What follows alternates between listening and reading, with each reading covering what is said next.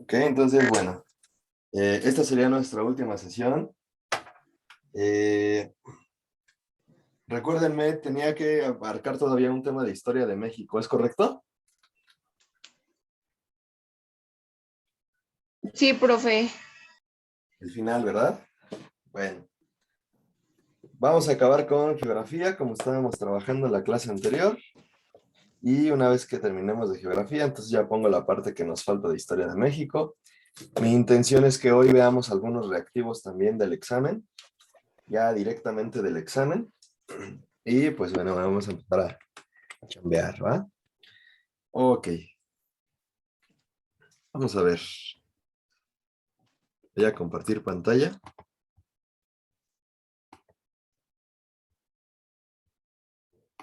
¿Sí se ve? ¿Se ve bien? Sí, profe. Perfecto. Pregunta, ¿esta diapositiva ya la tienen copiada? Yo ya, profe. Perfecto. Entonces vamos a empezar con esta, la explicación. ¿Sale? Buenos días a los que se van integrando y damos inicio. Si se me llega a trabar mi cámara por el internet, perdón, si se llega a trabar mi computadora por el internet, mi presentación, avísenme por favor, ¿vale? Bueno, estamos con las capas de la Tierra. Las capas de la Tierra tienen una conformación de 3 capas principales. Ajá. La capa principal, que viene desde el centro, es el núcleo. El núcleo está conformado por elementos que son pesados, como el hierro y el níquel, y tiene temperaturas muy elevadas. Ajá. El examen, me dice Pamela, el examen era el próximo sábado. No, hija, el examen intermedio de bloque es el día de mañana, según el calendario que tengo y según lo que nos dijo nuestro director ayer. Ajá. Bueno, es que yo Entonces, estoy checando ahorita el calendario que a mí me mandaron y ahí ajá. dice sábado 19, clase 12, examen intermedio y de retroalimentación. Por eso le Mira, preguntaba. el día de ayer nos comentó que el domingo se aplicará el examen del primer bloque. Se los van a mandar a ustedes. Ajá. O sea, no se van a conectar con nosotros como maestros, sino solamente van a hacer el examen. Se los van a dar. Y en el calendario que nos dieron, ajá, no sé a qué hora y que ahora sí que estén pendientes. No sé si al mismo horario de siempre, la verdad no sabría decirles. Porque como es algo que ya nosotros no aplicamos, la verdad no sabría, pero tienen ustedes creo que un WhatsApp, ¿no? De eso, ahí pregunten si quieren. Y En el grupo de WhatsApp no deja escribir. ¿no deja escribir? No, Entonces están pendientes en la página de UPIS mañana, en la página donde ven sus links y todo eso. Ahí es donde me imagino que les van a decir. Mira, Pamela, en el horario, en el último calendario que tenemos, va el domingo 13 de marzo. Ajá, ese día, hija, es el día del examen. Dice examen intermedio, 13 de marzo. ¿Ok? Entonces, para que lo chequen. Hoy es día 12, hoy es clase normal. Y el domingo 13 es el examen intermedio. ¿Va? Bueno, continúo, ¿ok? Entonces, estábamos viendo la conformación de, me dice Galia, que cuando tuvieron la primera sesión nos dieron la fecha de los 2 exámenes diagnósticos y sí es mañana. Exactamente, Galia, es mañana su examen diagnóstico. No es clase, no se conectan a clase, solamente hay que hacer su examen. Ajá. Muy bien. Entonces, estamos con la conformación de la Tierra y en el núcleo están los materiales muy pesados. Ajá. como el hierro y el níquel, y es una temperatura muy elevada. Bueno, ¿te has comido alguna vez una rocaleta? A ver, levántenme su like Sí, yo quien se ha sí. comido una rocaleta. Échenme sus likes. Muy bien. Bueno, pues justo la rocaleta está diseñada para que podamos entender. Ahora cómprate al ratito una rocaleta para que recuerdes esto. Está diseñada para que podamos entender nuestra construcción de la Tierra, nuestra forma en cómo la Tierra está separada en 3 capas importantes. Si tú te das cuenta, ahorita las vamos a relacionar para que veas la dimensión de las capas y la rocaleta, ¿no? Cómo está también lista para eso. La capa intermedia está formada por calcio, magnesio, y ahí se forma el magma. Ajá. Es una capa de solidificación de rocas, ¿ok? Que también va a permitir, pues, que el núcleo esté con esas temperaturas elevadas por dentro. Luego tenemos a la corteza terrestre. La corteza es una capa más delgada, es la capa más delgada de todas y está formada por rocas y placas tectónicas. Ahí es donde aparece. Y la corteza está dividida en la litosfera, que son todos los cuerpos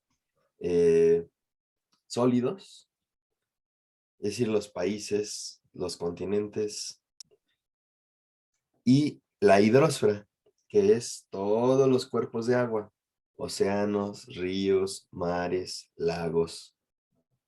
Entonces, es la capa más delgada. Fíjate, si te comieras una rocaleta, se han dado cuenta que cuando se la empiezan a comer, la primera capa es la más delgadita y luego cambia de color, en señal de que es la capa más delgada.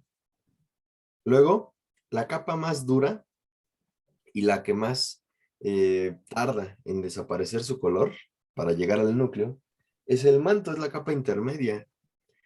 Ajá. Empieza a hacerse, primero es roja la rocaleta y se empieza a hacer verde luego, y luego empieza a hacerse amarilla, ¿no? Como amarilla y naranja, y hasta que llega el chicle, que ese representaría el núcleo, ¿no? Entonces, la parte más densa, la más pesada, pues es el manto. Esa es la parte más gruesa, ¿ok? Entonces, lógicamente, pues toda esta composición va a permitir que la Tierra esté caliente por dentro y que tenga la energía suficiente para hacer sus movimientos tanto de rotación como de traslación y mantenernos a ciertas temperaturas, ¿ok? Y toda la capa que rodea de gases a la Tierra y que nos permite vivir y respirar, eso se llama atmósfera, ¿ok? ¿Alguna pregunta, alguna duda de aquí? ¿Algún trauma? ¿Algo que quiera señalar? ¿Nada? Va, nos seguimos a la siguiente. Si hay dudas, me dicen, acuérdate, ¿eh? Vamos a la tectónica de placas, ¿ok? Fíjate bien, el tectonismo. Acuérdate que si yo no te digo que anotes, pues vas anotando conforme platiquemos y lo puedo cambiar rápido. A menos que yo te diga anota, ya sabes que hasta te doy tiempo. La tectónica de placas es el movimiento que se va a generar de acuerdo al choque de las placas tectónicas, que son placas que sostienen la corteza terrestre y que se van a reacomodar. Cuando se reacomodan y chocan unas con otras, a eso se le llama sismicidad. La sismicidad tiene un epicentro, donde se detecta el movimiento, y un hipocentro, donde se origina el movimiento. ¿Okay? Cuando chocan las placas tectónicas y una placa tectónica se sube encima de otra, se fractura y se sube encima de otra, a eso se le conoce como subducción. Cuando chocan las placas y entonces se separan un poquito y empiezan las fallas, chocan y se separan, a eso se le llama divergente. ¿Sale? Existen varias placas tectónicas en el mundo, principalmente 8 placas tectónicas. No son las únicas, son las principales. Ajá. La pacífica, norteamericana, eurasiática, la placa de Nazca, la sudamericana, la africana, el indo, australiana y antártica. Sin embargo, las que nos van a preguntar en el examen no son esas. La que nos han preguntado en el examen es la placa de Cocos. ¿Por qué? Aquí tenemos el sistema de placas tectónicas. Y la placa de Cocos es la que aparece justamente abajo de México, abajo del estado de Guerrero, Michoacán, Oaxaca y Chiapas. Y es esta placa tectónica, aquí está, la estoy señalando con el cursor. ¿Sí la están viendo? Regálenme un sí. Sí, profe. Sí, profe. Gracias. Esa placa es la que nos va a generar el problema. Esa placa es la que nos genera el problema de cuando nosotros sentimos sismicidad. Cuando la placa de Cocos choca con la placa norteamericana, o choca con la placa del Pacífico, o choca con la placa del Caribe. O sea, una placa es todo esto, ¿eh? Todo este bloque de tierra, todo lo que está aquí adentro. Cuando esas placas chocan, produce sismicidad y es la que nosotros generalmente sentimos. Repito, el examen nos ha preguntado, ¿por qué estados de la República pasa la placa de Cocos? ¿O dónde se siente la sismicidad? ¿En qué estado se produce el epicentro o el hipocentro? Y justamente son los estados que en las noticias, cuando tiembla, pues vemos con más recurrencia. Michoacán, Guerrero, Oaxaca, que es la principal, y Chiapas. Ajá. Guerrero, Michoacán, Oaxaca y Chiapas. Son principalmente los lugares en donde se siente la tectónica de placas. ¿Alguna duda, alguna pregunta de esto? ¿No? Continúo. Bien, tenemos el relieve, que el relieve es algo que ustedes han manejado pues, desde que están en la primaria y que casi no lo preguntan en el examen de Comitems también. O sea, nos preguntan solamente acerca de las sierras madre. Ajá. En cuanto al relieve, tenemos a las montañas, que son elevaciones irregulares del relieve. ¿Ok? En las mesetas, que también es una elevación del relieve, pero que en la parte de arriba, la parte más alta de esa elevación, es una planicie. También tenemos las llanuras, que son planicies completamente planas a nivel del mar. Y tenemos las depresiones, cuando baja una montaña más del nivel del mar. Bien, ¿qué nos han preguntado?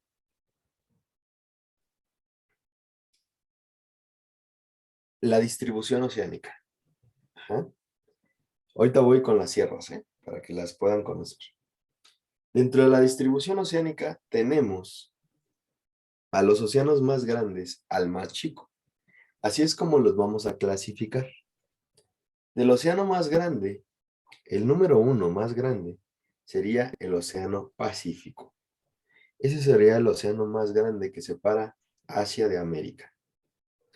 El segundo océano más grande es el océano Atlántico. Aquí está. El Pacífico es este, que obviamente le da la vuelta y aparece por acá. El Atlántico, que separa a América de Europa y África. En tercer lugar, tendríamos al océano Índico, que aparece debajo de la India entre África y Oceanía. En cuarto lugar, tenemos el océano Antártico. Y el océano Antártico es en la parte sur de nuestro planeta. Y el océano más pequeño es el océano Ártico. Corresponde a la parte norte de nuestro planeta. Ahora sí, acuérdate, si hay dudas me vas diciendo.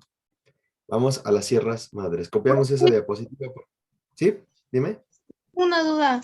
El primero, el océano más grande es el Pacífico, después el Atlántico, después el Índico y después ¿cuál?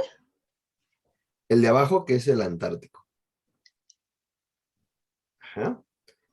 Y al último, el más pequeño, el Ártico, Ok, gracias, profe. ¿verdad? Copiamos esta diapositiva, un minutito. Sale, adelante.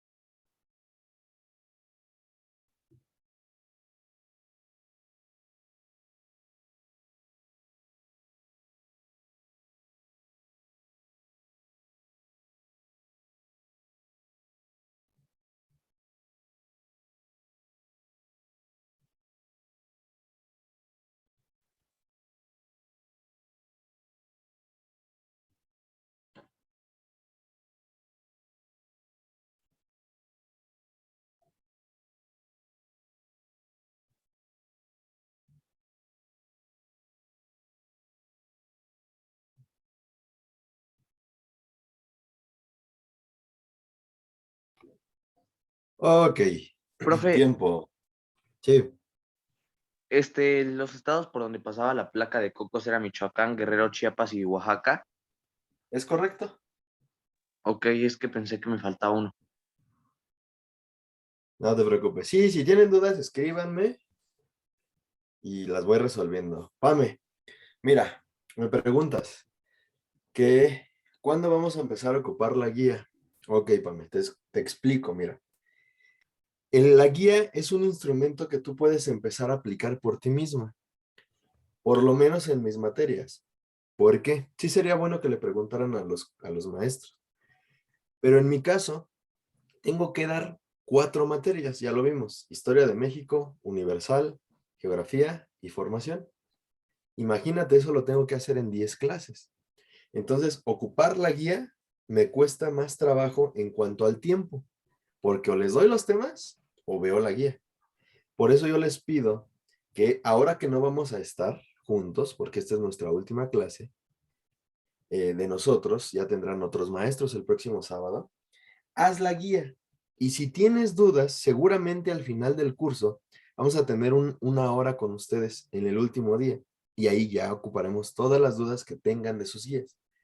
Mi intención es que hoy terminemos de ver los contenidos y les dé algunas preguntas, pero de otra guía que también les va a servir y que no la tienen ustedes en la mano. Entonces, la que ustedes tienen, ocúpenla de tal manera que les pueda generar dudas. Eso es lo más importante, ¿vale? No es que no la quiera yo ocupar, hija.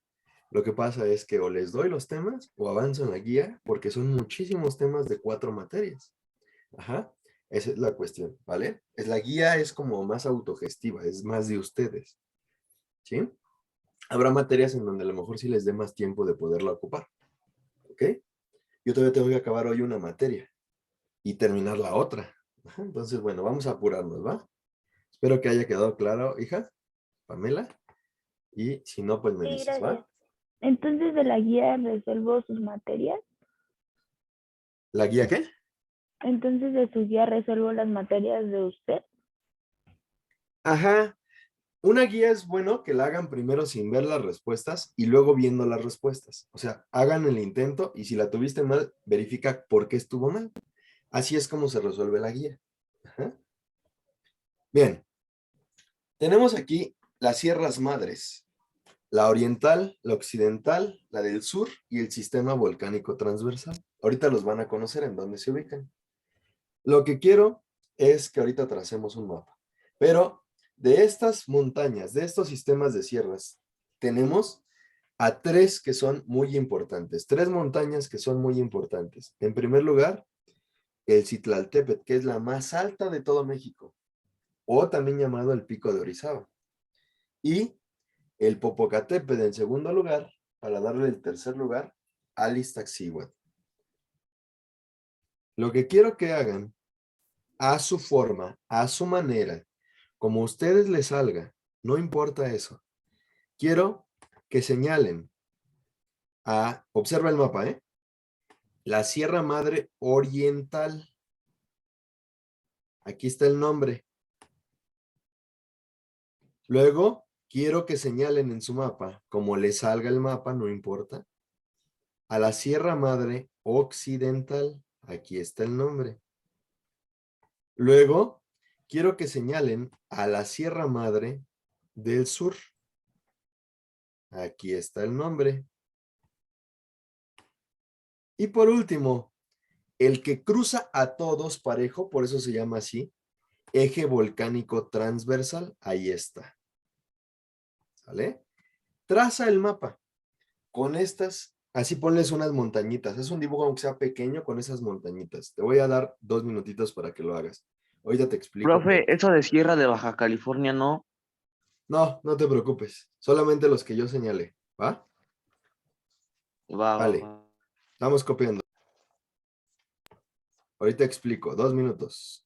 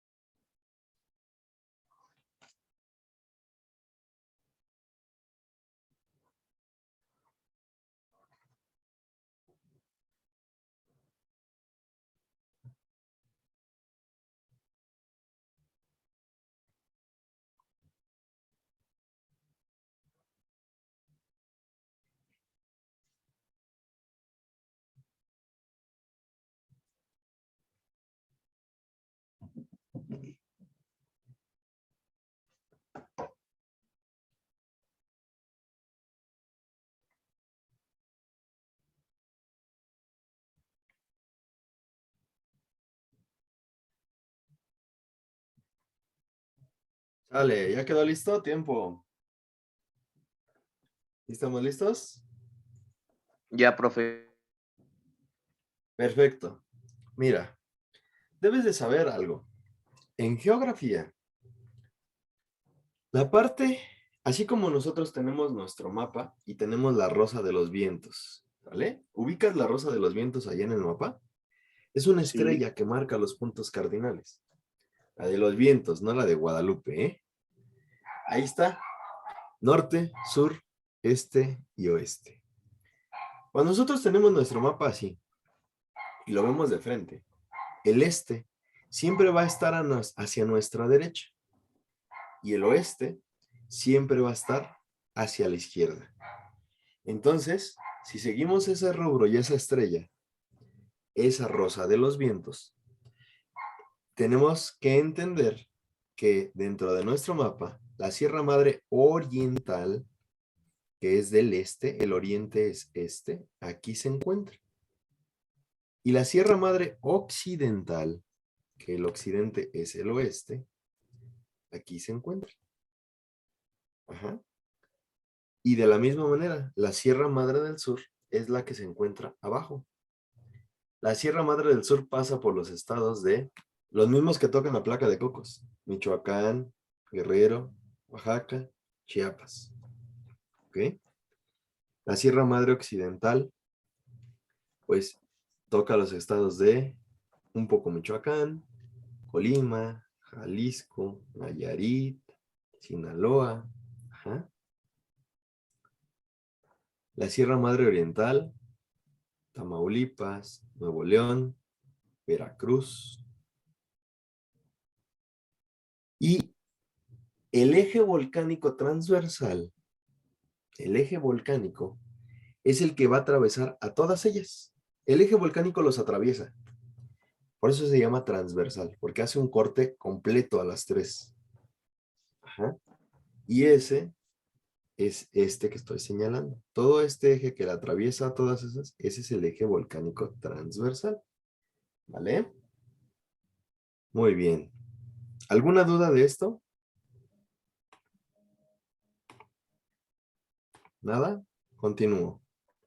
Vámonos a señalar los ríos más importantes. Anotamos en México los ríos que nos han llegado a preguntar en el examen. ¿Va? Son muchos, solo te voy a dar algunos. En primera, el río Bravo.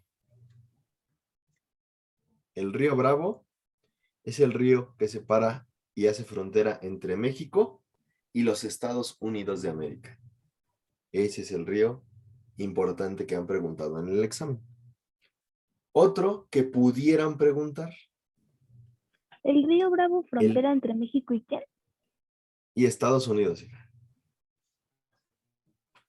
Otro que pudieran preguntar, que se convierte en importante porque abastece la zona de occidente de México, es el río Lerma, que se encuentra ahí donde lo estoy señalando. El cauce del Lerma y el Santiago son dos ríos que aparecen en el occidente. Reitero, el río Lerma y el río Santiago. Estos dos cauces de agua van a abastecer el occidente de México. Del otro lado, en el oriente, quien abastece de alguna manera es el río Pánuco. Aquí se Río, encuentra el perdón, ¿qué? Pánuco. Pánuco. Ahí lo estoy señalando.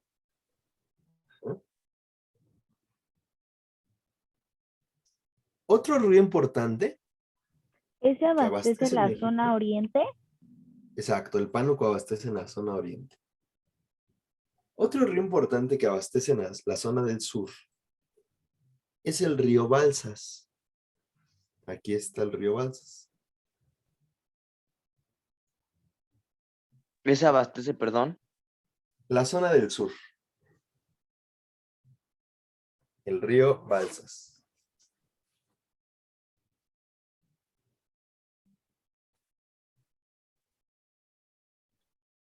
¿vale?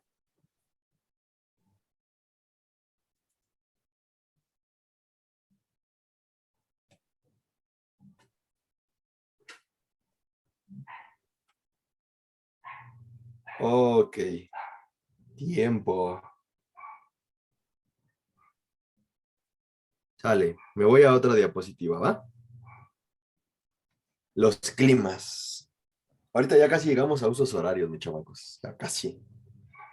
Climas, mis chamacos. Esto a veces les causa mucho revuelo, mucho problema, pero no, miren, fíjense. Te lo voy a explicar muy sencillo. ¿Te acuerdas de las líneas imaginarias de la Tierra? La más importante era el Ecuador. ¿Sí lo recuerdas? Espero que sí. Sí, Y profe. luego, el eje de las Y's es el meridiano de Greenwich, pero en estos climas no lo vamos a ocupar el meridiano de Greenwich. Vamos a ocupar los paralelos. Es decir, el Ecuador que divide el hemisferio norte del sur. Ajá. Arriba, el que pasaba por México, era el trópico de Cáncer. Y abajo del Ecuador es el trópico de Capricornio. Ajá. Son los trópicos. Con base en los trópicos y el Ecuador, vamos a determinar los climas. El Ecuador es la línea más calurosa de todas. Pero al mismo tiempo de que es la más calurosa, también es la más húmeda. Entonces, todo lo que pasa por el Ecuador es calor con humedad. Y eso nos lleva a una región natural llamada selva, selva tropical, que en el mapa que tenemos aquí está señalado de color rojo. Si tú te das cuenta, la mayor parte del Ecuador, si hacemos una franja así, pintamos una franja así, está pintada de color rojo. ¿No?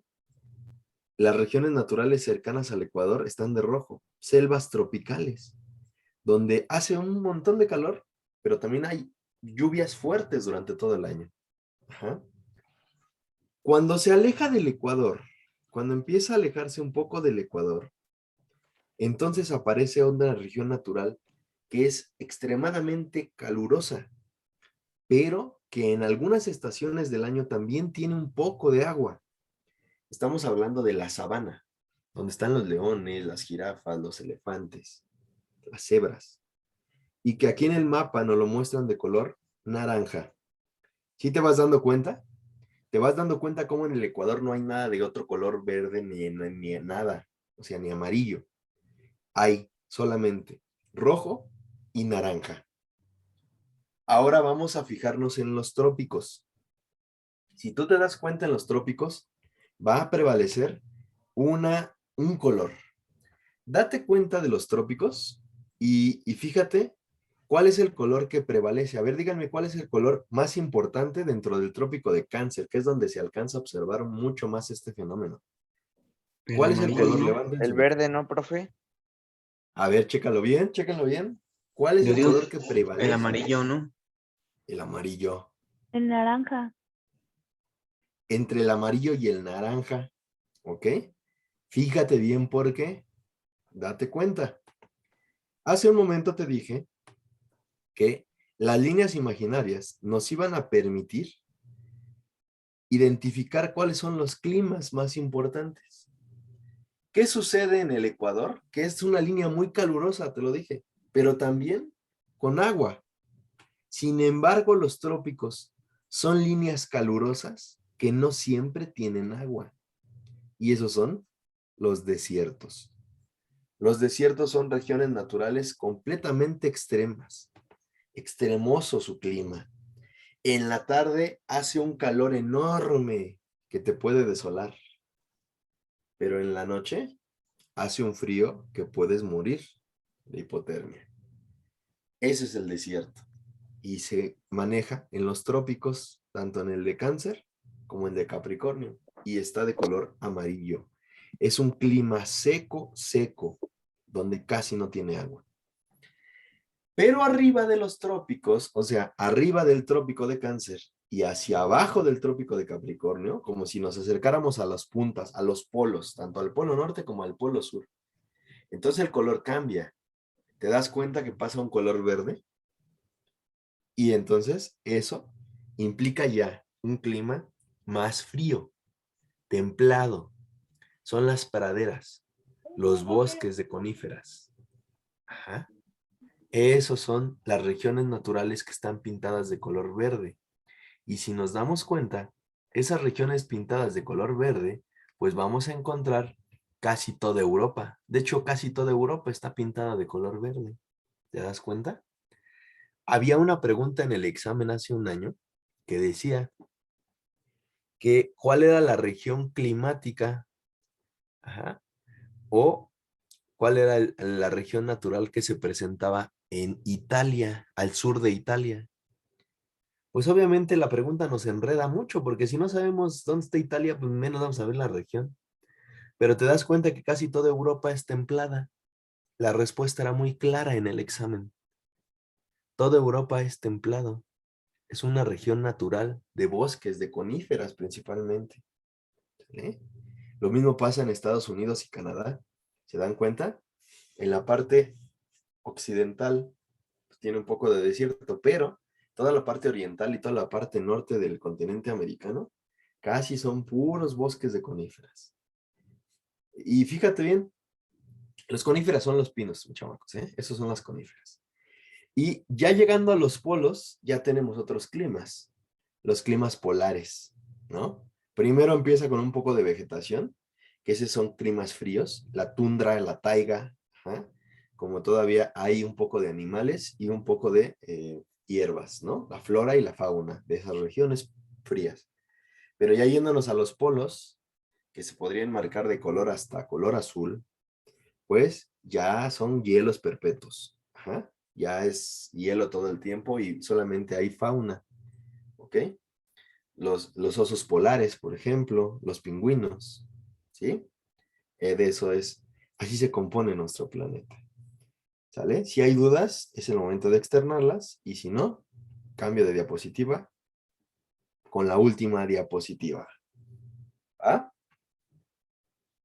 Sale, mis chamacos. Llegamos a la última diapositiva. Denme un segundo, por favor.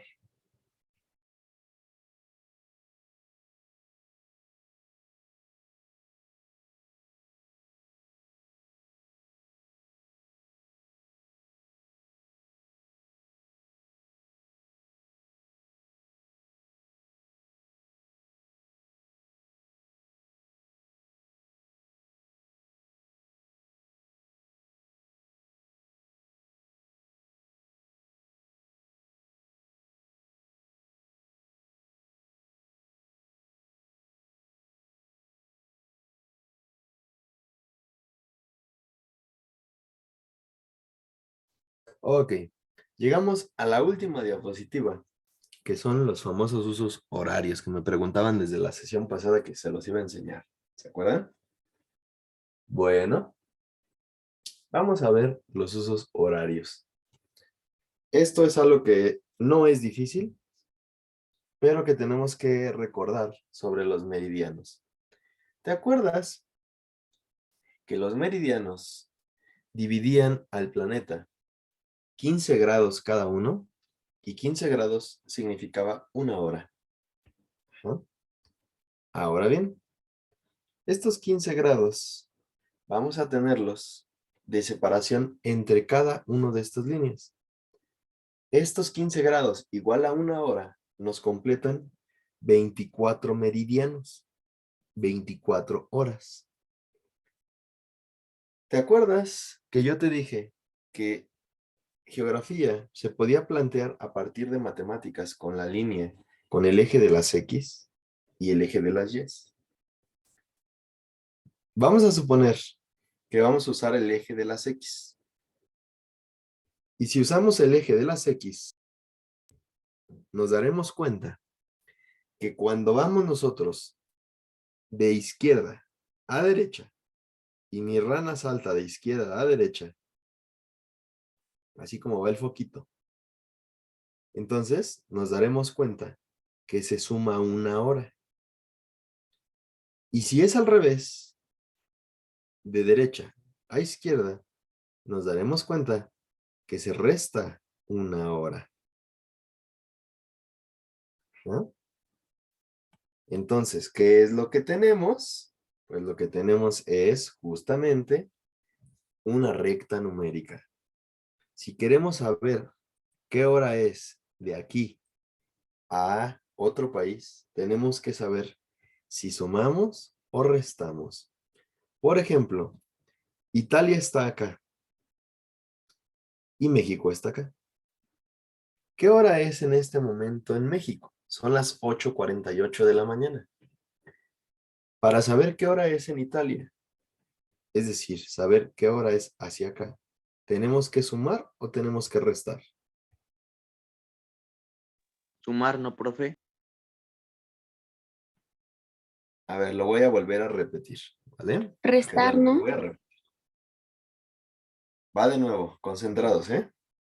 Esta es la última diapositiva de geografía, así que tiene que quedar bien clara y bien entendida. Nosotros tenemos 24 meridianos. Para que nosotros sepamos qué hora es en otro lugar, nosotros debemos saber si se suma o se resta una hora. Cada una de estas rayitas son los usos horarios. Es un meridiano. Y un meridiano vale una hora. Ajá. Entonces, para saber si se suma o se resta, para saber qué hora es en Italia, Italia está aquí. Ajá. Y para saber qué hora es, si nosotros vemos nuestro reloj aquí en México, México está acá, debemos saber si para acá sumamos o restamos. Y es una recta numérica. Cuando nosotros vamos en la recta numérica, me voy a poner hasta acá, ¿eh? Fíjense bien dónde está el circulito. Si nosotros vamos y avanzamos para acá, mis chamacos, cuando avanzamos hacia la derecha, siempre vamos a sumar. Siempre. Sumar, sumar, sumar, sumar, sumar, sumar una hora, otra hora, otra hora. Pero si avanzamos al revés, entonces es resta. Si avanzamos de derecha a izquierda y vamos a la izquierda, restamos una hora, una hora, una hora, una hora, una hora, una hora. ¿Ok? La pregunta es, México son las 8:49, 8:50 de la mañana. Queremos saber qué hora es en Italia. ¿Se suma o se resta? Se Se suma. suma. Exacto, se suma. Entonces, si son las 8:50, vamos a ver. 9:50, 10:50, 11:50, 12:50 de la tarde, 1:50 de la tarde, 2:50, 3:50. Quiere decir que en este momento allá son las 4:50 de la tarde. ¿Sale? Fíjate bien. Yo tengo una novia en España. ¿Vale? Y siempre me dice que le hable a las 8 de la noche, porque es a la hora que se va su marido. Fíjate bien, ¿a qué hora le tendría yo que hablar aquí en México si quiero localizarla a las 8 de la noche de España? España está aquí y México está hasta acá. Pregunta, para saber a qué hora yo le tengo que llamar en México, ¿sumo o resto? Resta. Yo le tengo que hablar a las 8 de la noche de ella, porque si no la va a descubrir su marido. Suma, Ajá. profe. A ver, otra vez. Yo le tengo que hablar a las 8 de la noche de ella para que su marido no nos descubra. ¿No? Resta. Entonces, para saber a qué hora yo le tengo que hablar, que es regresarme para acá, ¿se suma o se resta? Se resta. Se resta. Ajá.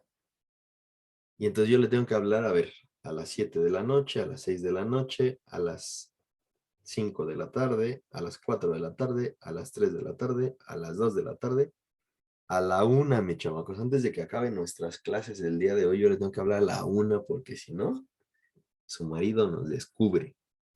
¿Ah? Fíjate bien, ¿ya entendimos?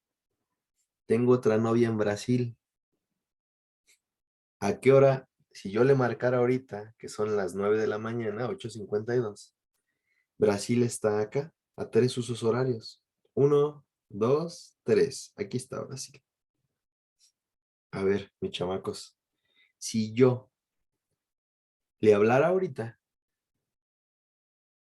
y son 3 usos horarios, ¿qué horas serían en Brasil? Las 11 de la mañana. 11:53. Exactamente, ya lo entendimos, 11:53. Vámonos a cuando el América jugaba allá en Japón, ¿se acuerdan? O en Asia, que aquí lo teníamos que ver en la mañana. Los partidos de allá eran como a las 7 de la tarde o a las 8 de la noche más o menos. Acá está. Si yo quiero saber hacia México, pues le resto, ¿no? Si el América jugaba aquí a las 8 de la noche, pues entonces yo tengo que restarle.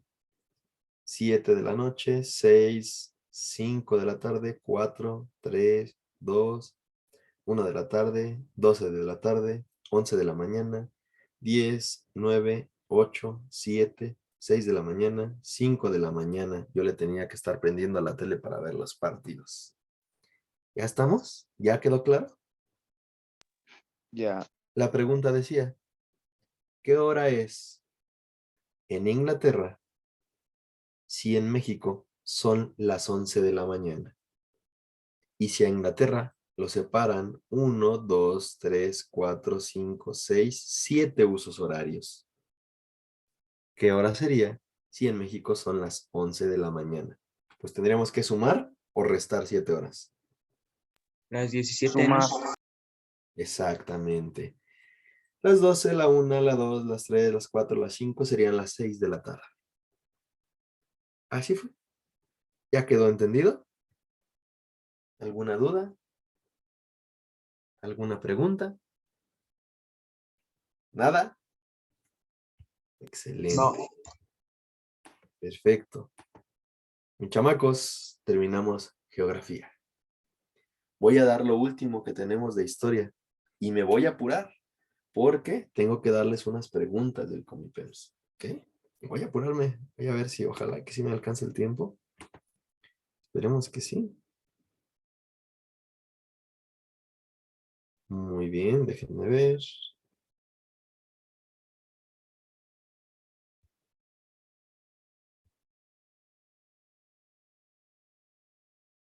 Sale. Pregunta. ¿Cuál fue el último tema que vimos de Historia de México? ¿En qué nos quedamos de Historia de México? ¿Con tu grupo en qué me quedé? ¿Puedes revisar, por favor? ¿Me dices? Según Creo yo que me en quedé el en la plan revolución. de San Luis, ¿no? Ajá, en la revolución, ¿verdad? Es lo que te iba a decir. Según yo me quedé en la revolución. ¿Va? Sale. Ese es el plan de San Luis. Ok. Regreso a Historia de México. Siglo XX. La Revolución Mexicana. ¿Qué sucede, mi chamacos? Acuérdate que el Porfiriato le había entregado las cosas más importantes a los extranjeros. El Porfiriato había hecho mucho por este país, porque ahí se plantearon las vías férreas, ahí se hizo la minería, se trabajaron los metales y además de todo, se exportó el petróleo. Se sacó el petróleo. Esas eran las 3 fuentes del Porfiriato, ¿no? Las vías férreas, los metales y el petróleo. Pero había estado una persona en el gobierno mucho tiempo, 30 años, que no permitía la democracia. Y entonces, en ese momento, cuando ya hay personas que quieren participar en la vida democrática de México, a Porfirio le hacen una entrevista. En la entrevista Díaz Krillman, el reportero Krillman le pregunta que si va a volver a reelegirse, a lo que Porfirio contesta que no, que México ya está listo para la democracia. Y entonces este señor, Francisco I. Madero, hace su partido antirreeleccionista y empieza a hacer su campaña. Y la gente lo empieza a seguir. Y Porfirio se molesta y lo mete a la cárcel, sin fundamento. Entonces los mexicanos se molestaron mucho más. Y en la cárcel empieza a escribir. No lo va a acabar ahí, pero ahí empieza a escribir el plan de San Luis. ¿Qué dice el plan de San Luis? Que todo México se levante en armas.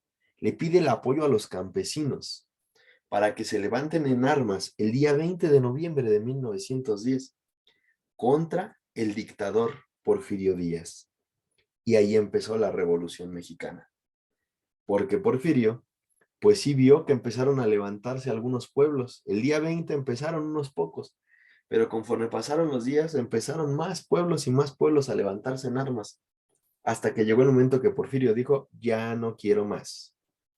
Madero, con ayuda de campesinos, empresarios y demás, logra desterrar a Porfirio Díaz con los tratados de Ciudad Juárez. Porfirio se va a París y ya ¿Y no ese quiere fue el saber plan nada de San más de Luis, México. profe? ¿Mande? ¿Y ese fue el plan de San Luis? El plan de San Luis es que todo México se levante en armas. Ajá. Contra Porfirio Díaz. Contra Porfirio Díaz, exacto. Ah, ya está bien. ¿Ok? Ese es el plan de San Luis. Muy bien. Ahora, el otro. El Tratado de Ciudad Juárez o los tratados de Ciudad Juárez fueron para que Madero, más bien para firmar la renuncia de Porfirio, ¿no? Porfirio ya firma su renuncia. Y Madero va a convertirse en presidente después de una elección presidencial limpia. Ajá. Madero va a ser el presidente de México. Entonces Madero tiene a muchos apoyos. Primero, pues campesinos como Zapata. Zapata va a apoyar a Madero para que le regresen sus tierras de los campesinos. Pero piensa también que Madero no va a cumplir su promesa y se le va a levantar en armas con el plan de Ayala. No le pasa nada a Madero, solamente pues que en el estado de Morelos, donde está Zapata, pues los campesinos están enojados porque no respetó su palabra el presidente Madero. Hay otros como Francisco Villa. Acuérdense que voy rápido, ¿eh? Francisco Villa.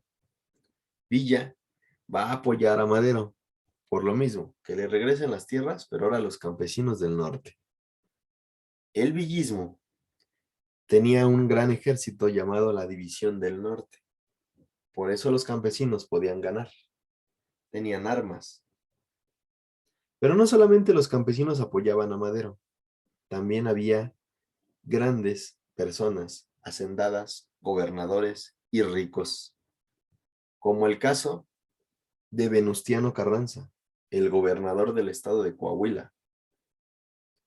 También tenemos a Álvaro Obregón, un hacendado, un militar hacendado, que también va a apoyar a Madero en un principio. Sí, le regreso al anterior.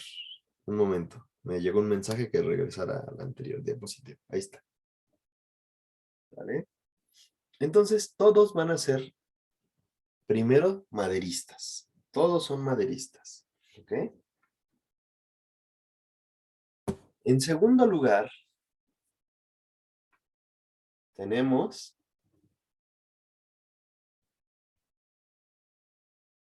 a los campesinos y en segundo lugar tenemos a los ricos, hacendados y personas del norte, como el gobernador de Coahuila, Venustiano Carranza, y Álvaro Obregón. O sea, también los ricos apoyaron a Madero en un principio. Ajá. Sin embargo, y aquí viene lo interesante. Sin embargo, sucedió algo.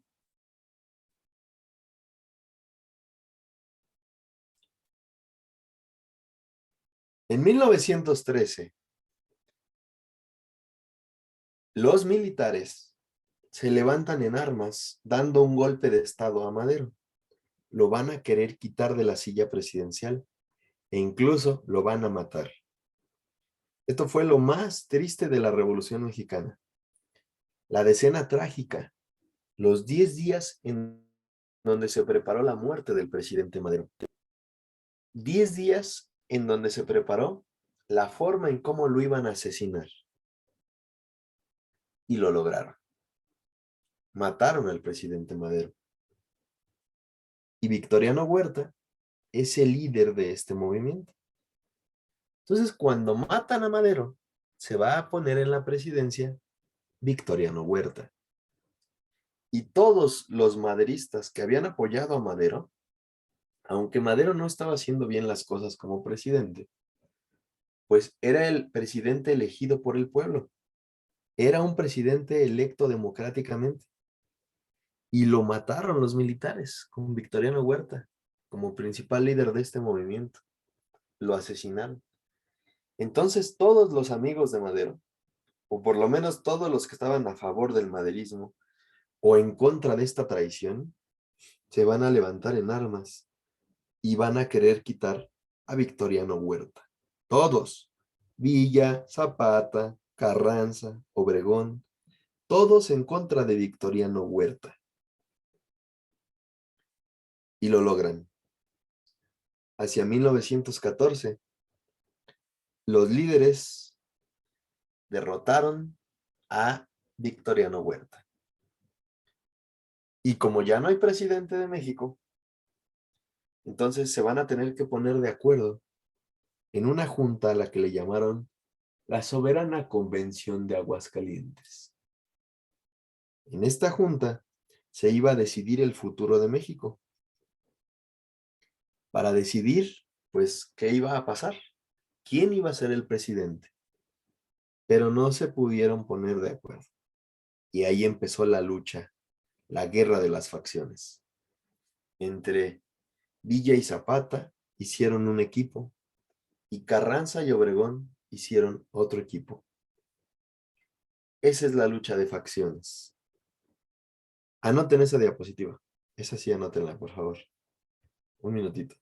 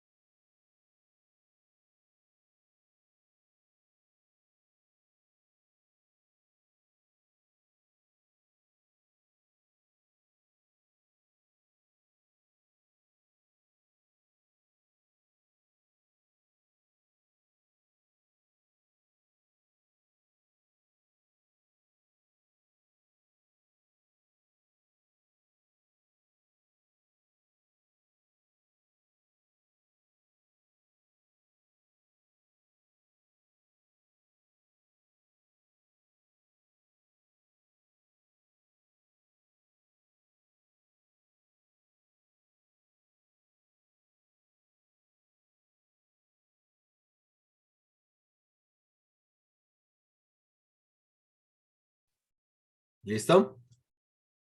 Sí, profe. Entonces, ¿en qué concluye la Revolución Mexicana?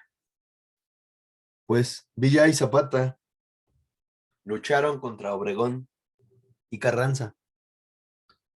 Y quienes perdieron la revolución fueron los campesinos. Carranza y Obregón ganaron la revolución. Y ahí se hizo la Constitución de 1917, que ya vimos sus principales artículos en Formación Cívica y Ética. ¿Vale? Sale. Profe, ¿cuándo Sí, mataron a Madero? en 1913. En febrero de 1913. Viene la parte de los presidentes. la reconstrucción nacional. Primero, el gobierno carrancista, el gobierno de Venustiano Carranza, que va a hacer la Constitución del 17. Y va a tratar de darle ya pies y cabeza al triunfo revolucionario. Ajá. Sin embargo, Carranza dice que no iba a permitir que ningún militar llegara a ser presidente de México. Que ningún militar iba a volver a ser presidente de México. Eso es lo que dice Carranza. Por tanto, nadie, ni su amigo Obregón. Y eso molesta a Obregón y a muchos otros sonorenses y militares. Y se le levantan en armas en un plan llamado Plan de Agua Prieta. Y lo asesinan en Puebla. Asesinan a Venustiano Carranza. Y quien se queda con la presidencia, esto se los voy a pasar, en un ratito más les voy a dar el claro, y ahí van a aparecer ya los gobiernos, ¿ok? Luego va a aparecer Álvaro Obregón. Álvaro Obregón, pues, después de su conflicto con Carranza y después de que asesinaron a Carranza los sonorenses, van a crear la Secretaría de Educación Pública y establecer un convenio con Estados Unidos para tratar de regular las relaciones entre ambos países. Los tratados de Bucareli. Estos tratados hicieron que México tuviera el reconocimiento norteamericano, porque después de todos los años de revolución, pues se había perdido la relación entre México y Estados Unidos. El gobierno carrancista, pues al final de cuentas, dejó las bases para que la nación pudiera empezar a funcionar. Y cuando Obregón toma las riendas de la nación, pues le va a dar ya un peso importante a la política. Y entonces va a dejar como su sucesor a otro llamado Plutarco Elías Calles. La idea de Obregón era volverse a reelegir, volver a tener una nueva elección presidencial. A Plutarco Elías Calles le toca la guerra cristera. La iglesia se empieza a molestar. Se molesta porque pues pusieron los revolucionarios artículos de la Constitución donde México y la educación es laica y donde la iglesia ya no se puede meter, donde se separa la iglesia y el Estado y ya no se pueden meter en asuntos del Estado los de la iglesia. Entonces arman en 1926 a 1929 una guerra contra el gobierno mexicano, los de la iglesia. La Iglesia Católica en México se levantó en armas contra el gobierno de México. Ninguno de los dos ganó.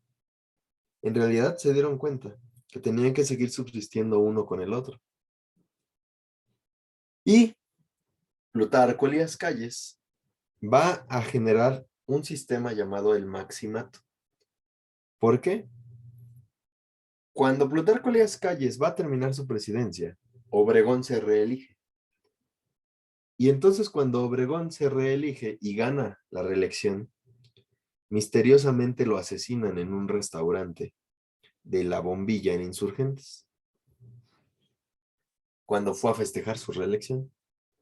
Todo el mundo pensaba que tenía mucho que ver Plutarco Elías Calles en este asesinato. Y a Obregón, pues efectivamente lo mataron por eso y por muchas otras cosas más. Entonces, Plutarco Elías Calles dice que ya no puede haber caudillos revolucionarios en la presidencia de México y que vamos a dar paso a la era de las instituciones. Y va a fundar el Partido Nacional Revolucionario, que más adelante le van a conocer, aunque no es el mismo, pero esa es su principal base y su fundación, como el Partido de la Revolución Institucional, el PRI. Él es el que funda el PNR, el Partido Nacional Revolucionario, que va a tener sus bases para el priismo. Y así vamos a llegar entonces a la creación de este Partido Nacional Revolucionario. Reitero, esto te lo pongo en el Classroom. Ajá. Ahorita te doy la clave de Classroom. Y de ahí vamos a empezar a tener a los presidentes. Y yo les voy a señalar solamente los más importantes, aunque los vas a tener ahí todos, ¿ok? Primero, Lázaro Cárdenas. Ajá. En el Maximato, Plutarco quiso poner a 3 presidentes como si fueran sus títeres. A Emilio Portes Gil, a Abelardo Rodríguez y a Pascual Ortiz Rubio. 2 años cada uno. Y los intentó ser él el que mandara, aunque él no fuera el presidente.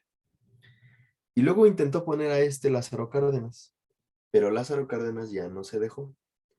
Y Lázaro Cárdenas incluso lo corrió de México y empezó a gobernar de una manera distinta a los demás presidentes.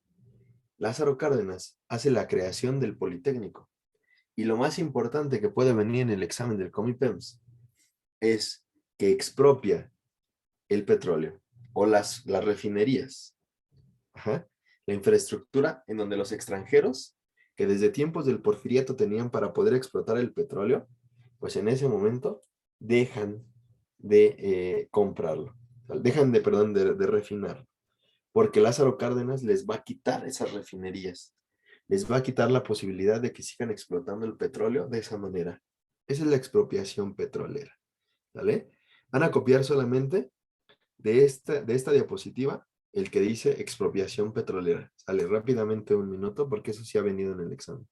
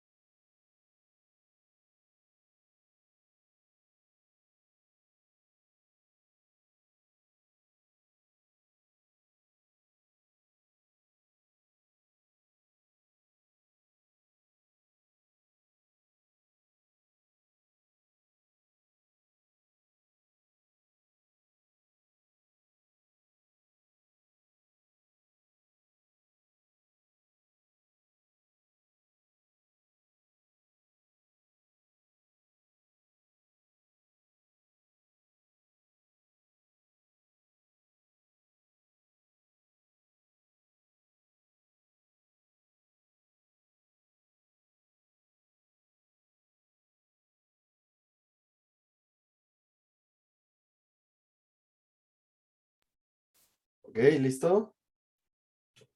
Sale. Voy a pasar aquí a los presidentes de México. Y solo me voy a detener en los que han preguntado en el examen. Tú los vas a tener todos. ¿Ok? Sí, te los voy a dar todos. Bien. Tenemos a Ávila Camacho. Aunque los voy a mencionar, solo te diré los más importantes que han estado en el examen. ¿Ok? Aunque sí los voy a leer, haré énfasis en los del examen. Ávila Camacho, que del 40 al 46 busca que México ya deje de estar peleando por las cuestiones de la Revolución Mexicana. Y entonces que se unan todos los grupos mexicanos se unan. A México le toca la Segunda Guerra Mundial en tiempos de Ávila Camacho y ayuda a Estados Unidos a combatir a los japoneses en las islas de Filipinas y Formosa, el famoso Escuadrón 201. ¿Okay? Luego tenemos a Miguel Alemán Valdés, un presidente que va a implementar el modelo de sustitución de importaciones. ¿Qué pasó, Ari? Profe, ¿le puede regresar a la anterior, por favor? Ay, se escucha bien bajito. A ver, ¿otra vez me puedes decir? Que sí, ¿me puede regresar a la siguiente, por favor? Sí. Aunque, como les comentaba, Gracias, profe. esto se los voy a dar, para que ustedes ya lo puedan tener ahí con calma, ¿va? Si algo no llegan a copiar, lo van a tener al ratito. Aquí se va a generar un modelo de sustitución de importaciones. Es decir, México necesita comprar poco y vender mucho para tener más dinero. Y si se logra generar un momento de estabilidad económica en México. Sí hay unos años de estabilidad económica, que se le llega a conocer como el milagro mexicano. Y es justamente en la época de Ruiz Cortines, del 52 al 58. En esta etapa se ayudó a la industrialización del país. Se le dio el voto a la mujer mexicana, porque la mujer no tenía derecho del voto, hasta el sexenio de Ruiz Cortines. Luego va a llegar el sexenio de Adolfo López Mateos, que en el 58 al 64 va a destacarse mucho las huelgas ferrocarrileras. O sea, empezaban ya poco a poco los problemas de los problemas sociales, de médicos, de estudiantes, de líderes campesinos, de líderes obreros, de ferrocarrileros. Va a empezar poco a poco el problema. ¿Ok? Y vamos a llegarnos a este sexenio. Y aquí sí van a preguntar una cosa, nada más que ahí no está anotada. Te la comento. En 1964 al 70 va a aparecer el sexenio de Gustavo Díaz Ordaz. Gustavo Díaz Ordaz va a permitirle el voto a los jóvenes de 18 años. Y también es el presidente que le toca la masacre del 2 de octubre de los estudiantes en Tlatelolco. Una de las cosas que han preguntado de Díaz Ordaz es que en su presidencia se van a firmar los tratados de Tlatelolco. Esos tratados de Tlatelolco son para decir que México no tiene armas nucleares y que México está en contra de las circunstancias nucleares, porque estamos en el mundo de la Guerra Fría y en ese momento en la Guerra Fría, pues acuérdense que las armas nucleares son unas armas que están amenazando al mundo con destruirlo. Entonces, los tratados o convenios de Tlatelolco, que van a firmarse por Gustavo Díaz Ordaz, comprometen a que México en América Latina es un país que no va a estar militarizado con armas nucleares, por supuesto. Luego tenemos a Luis Echeverría en el 70 al 76, que sigue estando en el mismo contexto de la Guerra Fría, en donde se busca que el gobierno mexicano no tenga infiltradas juventudes comunistas que puedan desestabilizar al gobierno mexicano. Porque acuérdense que está en ese momento la Guerra Fría en el mundo. López Portillo, en el 76 al 82, va a buscar la nacionalización de la banca mexicana porque se vino una devaluación fuerte en México. Es una época de crisis económica en México muy fuerte. Y aquí nos detenemos un segundo. El neoliberalismo. ¿Qué es el neoliberalismo? El neoliberalismo es un modelo en donde las empresas ya son más libres. Antes el gobierno se metía o metía las manos en la economía mexicana. Ahora con el neoliberalismo ya no, sino que van a dejar que las empresas son las que resuelvan los asuntos de México, sobre todo las empresas privadas. Entonces va a empezar la privatización. El gobierno va a vender algunos sectores a las empresas privadas y ellas son las que van a manejar la economía mexicana, más que el gobierno mismo. Eso es la privatización. Eso es lo que le toca a Miguel de la Madrid. Ahí aparece con Miguel de la Madrid este nuevo sistema llamado neoliberal. Y por último, pues tenemos lo último que ha venido en examen, a Carlos Salinas de Gortari, que le toca la devaluación de 1994, la privatización de las empresas y se le levanta el ejército zapatista en Chiapas, ¿ok? Porque lo consideran un usurpador que no ganó las elecciones de manera democrática en México. Es lo último que ha venido en examen. Los otros, claro que siguieron otros gobiernos, siguió el de Cedillo, siguió el de Fox, siguió el de Calderón, pero de esos gobiernos ya no preguntan nada, ¿vale? Eso sería todo, ¿ok? ¿Dudas, preguntas? ¿No? ¿Todo bien? Ok, pues tiempo importante. Vamos a resolver en los últimos minutos que nos quedan de clase juntos algunas preguntas del Comipems. Algunas cosas que son importantes. En primer lugar, te voy a dar un Classroom que me gustaría que anotaras.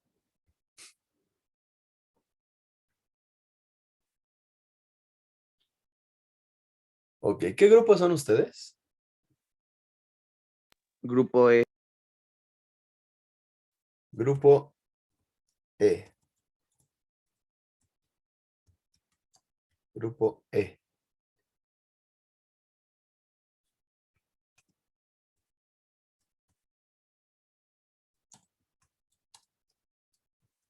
Ok.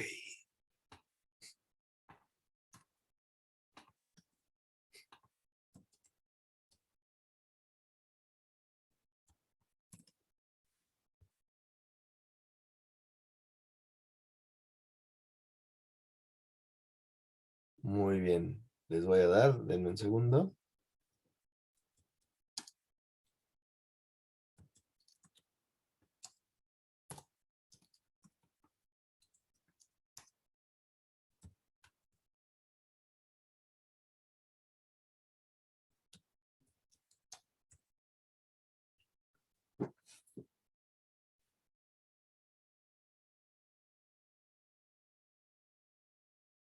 Muy bien.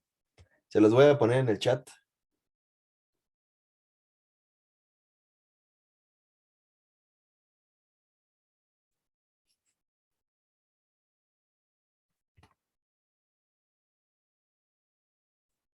Ahí te va.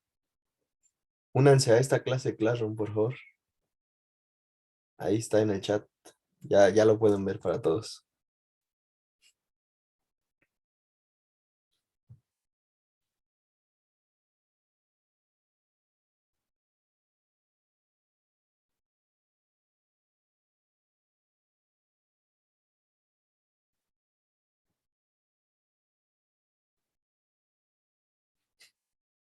¿Listo? ¿Ya lo ven?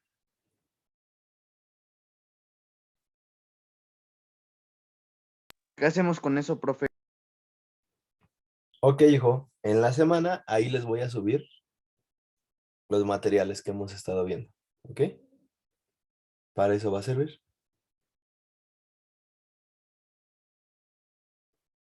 ¿Sale?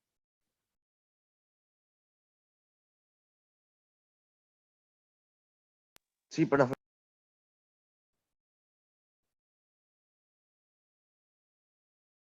Maestro, esas letras son el código, ¿verdad? Exacto.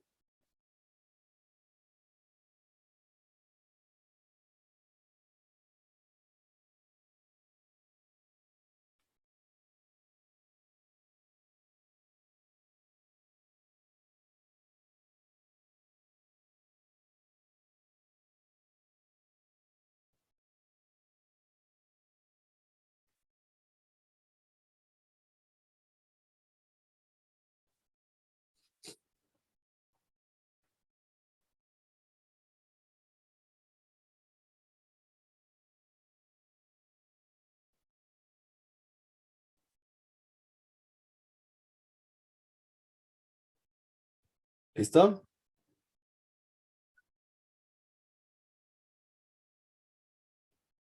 Ok. Vamos a empezar rápidamente a resolver eh, unas preguntas. Ujú.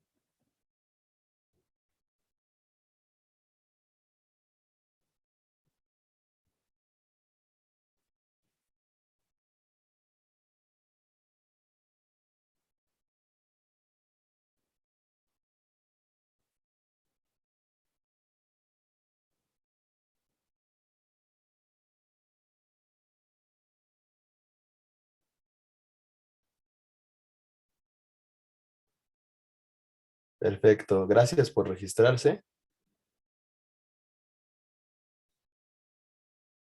Profe, yo ya estoy en la clase, ¿verdad? ¿Mandé?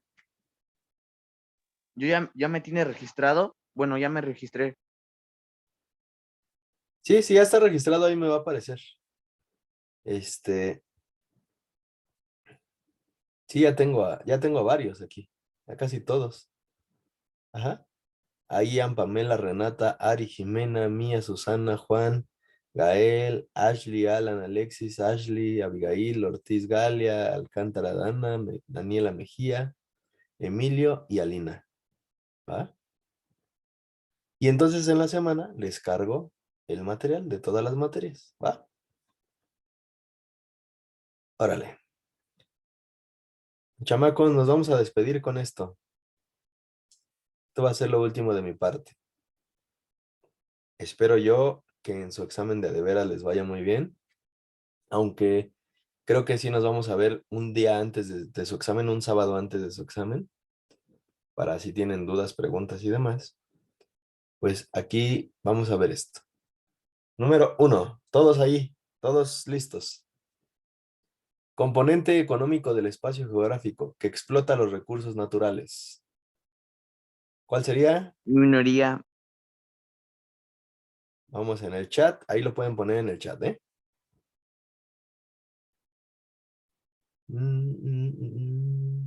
Exactamente, inciso E. Muy bien, perfecto.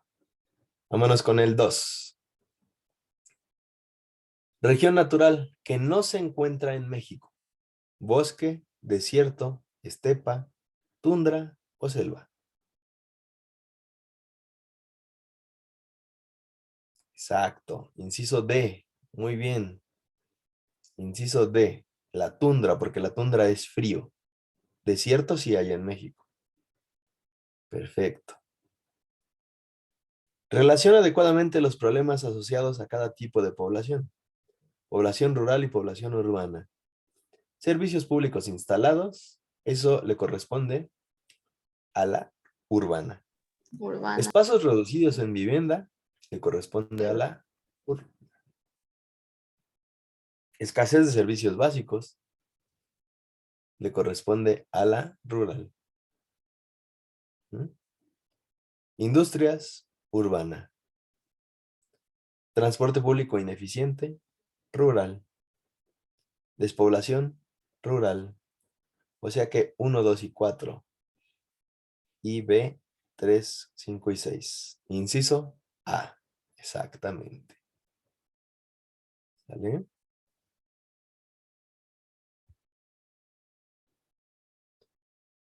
Puerto importante para el comercio exterior de México.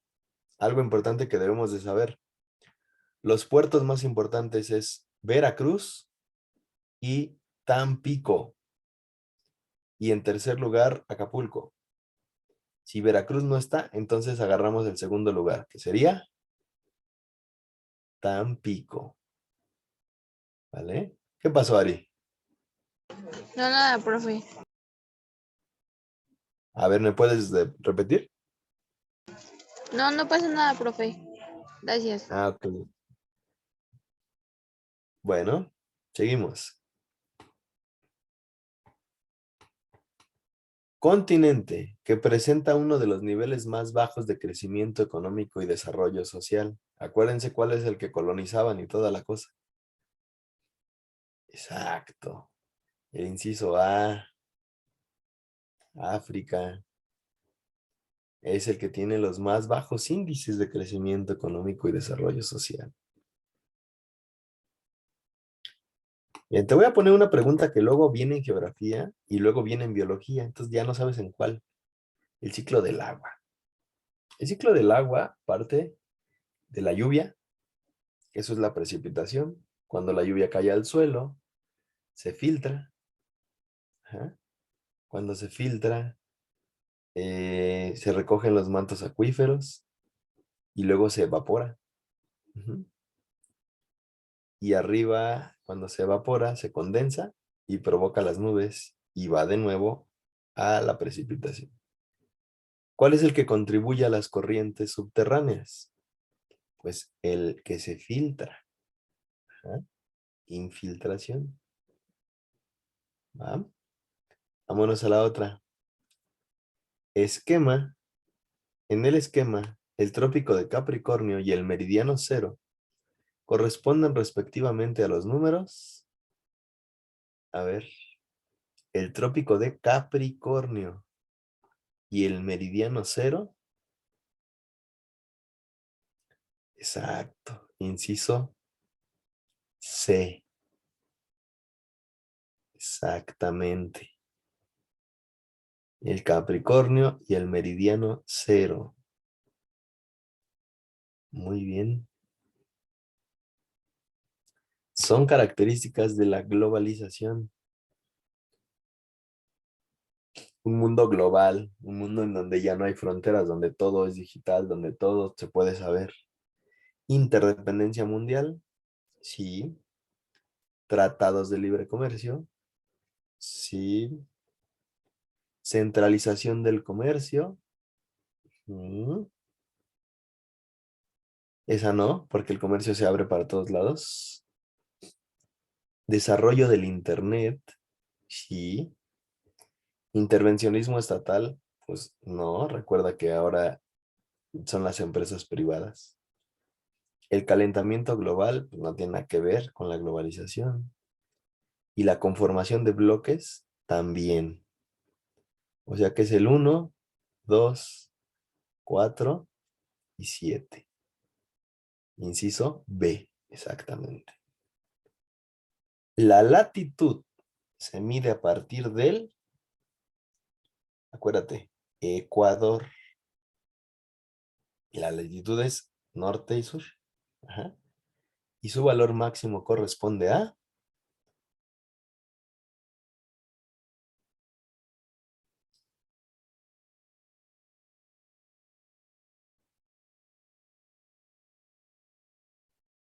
90 grados. Inciso A, exactamente. Principal consecuencia del movimiento de traslación de la Tierra.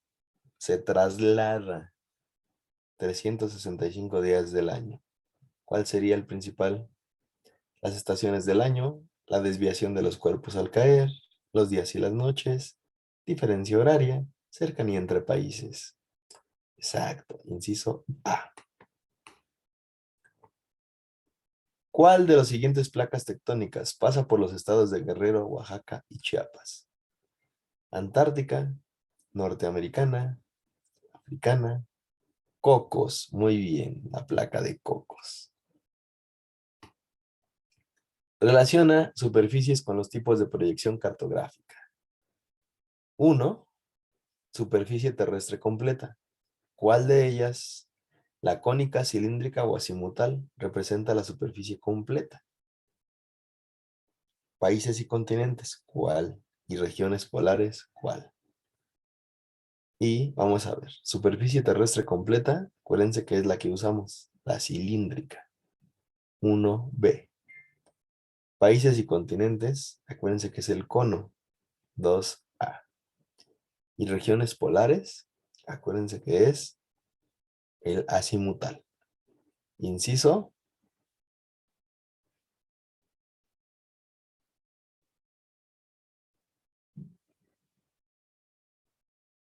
C. Exactamente.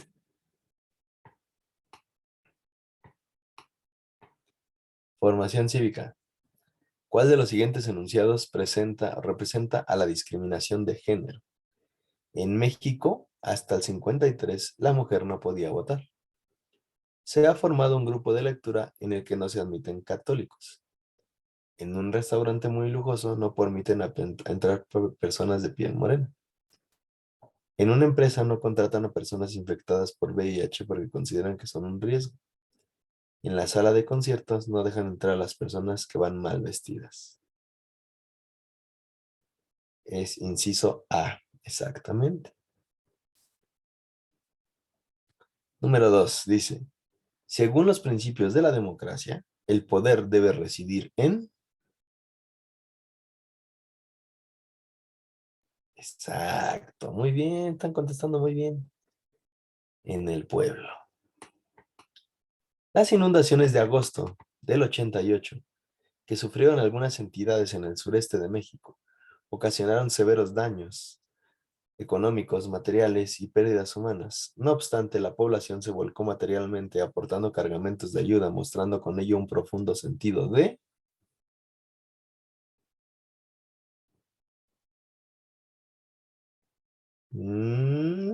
Se les inciso de solidaridad. Ah, muy bien. Exactamente, solidaridad. Artículo constitucional que defiende el derecho a la salud, así no te preocupes, Galia, y la igualdad del hombre y la mujer ante la ley. ¿Cuál es el artículo que habla? El artículo 4, exactamente, inciso C. ¿Vale? Al siguiente.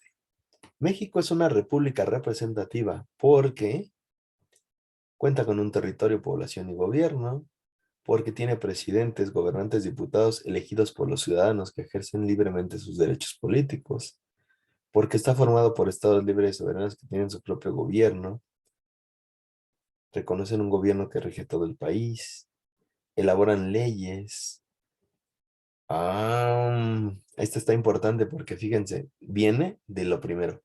Es una república representativa, o sea, ¿por qué tiene presidentes, gobernantes? Es el inciso B. ¿Eh? Chamacos, ha sido todo por hoy. Estas fueron algunas preguntas, tengo muchas más, pero estas son las que vamos resolviendo. Cuídate mucho, estamos ahí al pendiente de su Classroom cuando les suba su material para que puedan ustedes tenerlo. Sigan echándole ganas, sigan estudiando y entonces a ver si nos vemos un sábado antes, igual a través de Zoom para que si tienen dudas, preguntas, ahí las podamos disipar. Fue un placer haber trabajado con ustedes y bueno, pues que conozcan a sus nuevos maestros de las nuevas materias. ¿Vale? Cuídate mucho y nos estamos viendo pronto. ¿Va? Que estén muy bien. Hasta Saludos a luego. todos. Hasta Hasta luego. luego. Gracias, Daniela. Cuídense. Gracias, profesor. Gracias, Hasta profe. Hasta luego. luego. Hasta Hasta luego, profe. luego. Cuídense mucho. Gracias a Hasta luego, ustedes. profe. Gracias por su Gracias, Ari. tiempo. Hasta luego. Adiós. Cuídense mucho. Hasta luego. Gracias. Hasta luego. Adiós, Susana. Cuídense.